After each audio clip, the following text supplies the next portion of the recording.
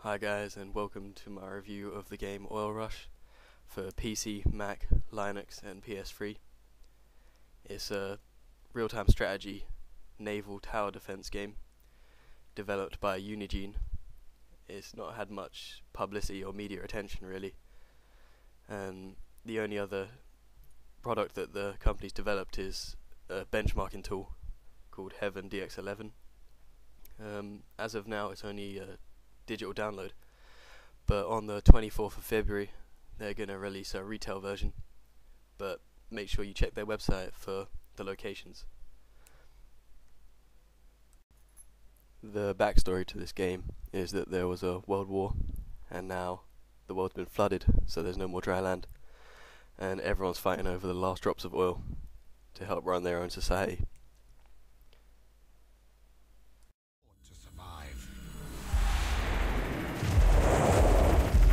Forced to use the weapon. The ultimate weapon.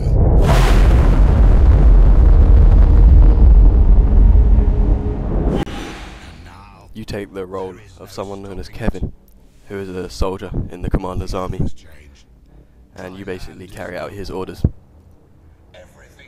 As for the story, that's pretty much all I know, because I couldn't play past the first mission because the game would just always crash for me, no matter what I did about settings or turning off fraps. And finally we realized the true value of things. So much has been spilled in vain. So much oil. So as I said, I played only one mission in the campaign, and that was a tutorial. It was over in about 5 minutes, and it was quick and easy to understand. I played a few skirmishes afterwards and I felt like I could play pretty quickly. I knew what everything did. All you have to do is hold your mouse over anything on the interface and it'll explain it to you. It's pretty easy to get a grip of how to play.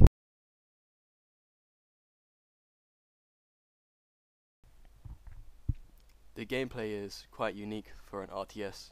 It has you controlling the oil rigs rather than the individual units. So you have no control over the individual ships, and instead you'll click on an oil platform and issue an order to that platform. Any surrounding fleets will then carry out that order. The type of rigs are production rigs and oil rigs, and oil is your resource, the only resource, and you need to use that to use your perks or upgrade turrets. And then production rigs are basically what create your units. You can't create buildings or units as you want. Instead you have to capture a platform that creates a specific unit in order to be able to use that unit. And the buildings themselves, they will produce the units continuously throughout the whole game. So you really don't have control over what makes what and how many units you'll have. The movement of your units is restricted to just between oil platforms. So this means you can't, select a fleet and send it off to wait in the open ocean for the enemy to sail by, and instead you can only have them surrounding a platform. And I think this makes the game really frantic, because the enemy can simply sail in between two platforms and they'll be within your territory, and there's not really much you can do about it. And the speed at which the platforms are captured, if you leave them completely undefended, is really quick. It will take about 5 or 10 seconds for an enemy to capture their platform. And with everything so much going on at once, if you're not really paying attention or leave somewhere undefended, then you can quickly lose a large portion of your map to the enemy, which leads me on to the user interface, and especially the minimap.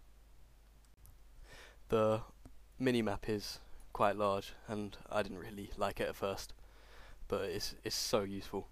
I found myself using it for a couple of minutes, just purely giving orders straight from the minimap rather than navigating to the oil rigs. I think it's when it's later in the game, it's hard to see what's going on, because the amount of troops on screen at once, it does kind of make it clustered. But this is only a tiny complaint. Most of the time you can see what's going on. It's clear and precise. The only things that stay on the screen are the menu in the top right. If you have any perks, they'll appear down the left side of the screen, and the top left will have your experience, your oil production, and your units. To upgrade turrets, you'll have to double click on the platform, and then all the options will appear over the ocean, such as what turret you want, or how much it will cost, and if you want to sell it.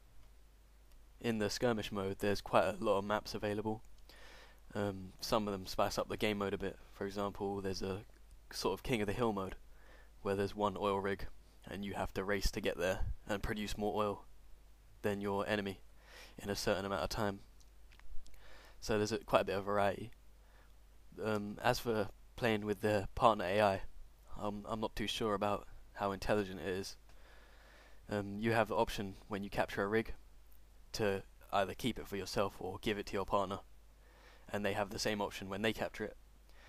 And a couple of times I found, even though he had like no oil rigs whatsoever, he was still just freely giving them away to me, even though I had more oil than I needed. So I don't think they use any perks. Well, I didn't see my partner use any perks. They also had a tendency to just rush out and capture things randomly, so it'd be nice to sort of give them like a little plan, attack or stay defensive, because otherwise I think I was just rushing my troops about trying to defend what he left undefended, so I couldn't really play how I wanted to play. As for upgrading your units and using perks, there's a tech tree, and whenever you kill a unit or destroy a turret, you'll get some experience points, and this will go towards buying upgrades. And this comes as things like instant perks, where you pay in like a price in oil to drop a nuke or speed up unit production at a factory. And there's also I forgot the word. Basically, they'll be applied the moment you click them, so you can have units stronger or faster, or turrets they'll have better health or better defense against ships. And I found that when these I don't think the AI really uses them.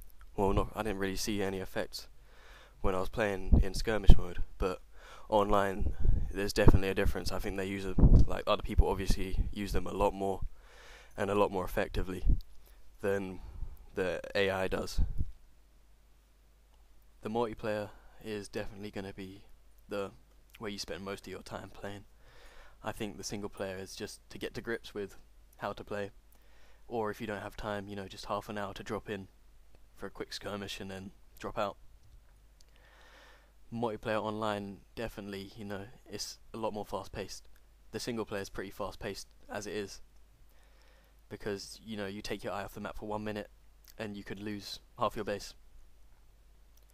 With multiplayer, the opponents, they're a lot more intelligent than AI. They deploy their perks, and they deploy more of them. They're smarter about their uses, so if you can get a good team, it can really turn the tide if you're communicating with your partner and you're using your perks effectively. Currently, there's not too many people online. I mean, I don't think the game's that well heard of, so I'm hoping it's going to pick up, because it's definitely much more fun playing multiplayer. Criticisms, that I don't really have many. There's not many people playing online at the moment, but that's not really the developers' fault. The game does need patching, well, for me anyway, but in terms of performance, it runs really smooth and it looks really good, so there's no complaints there. It would be nice to have the feature of setting rally points, or perhaps setting a strategy for your AI partner. This may be in the single player, but I have no clue.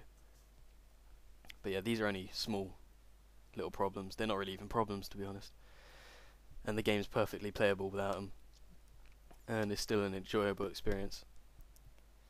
Overall, this game, I think it's worth £12 or $20 on their website. It looks good, it plays great, it's addictive, it's fast paced, it's fun, casual, or you can have a deeper strategy online, but wait for the online to pick up. I say wait a couple of weeks. The developers are also releasing it DRM free, unless you get it on Steam, then it's not DRM free. And they're releasing the mod tools for it as well, which is nice of them. So yeah, it'd be nice to support them, since this is their first, proper game, and it's a good one at that. Thanks for watching my review of Oil Rush. Highly recommend this game. I'll leave any extra information in the description box below.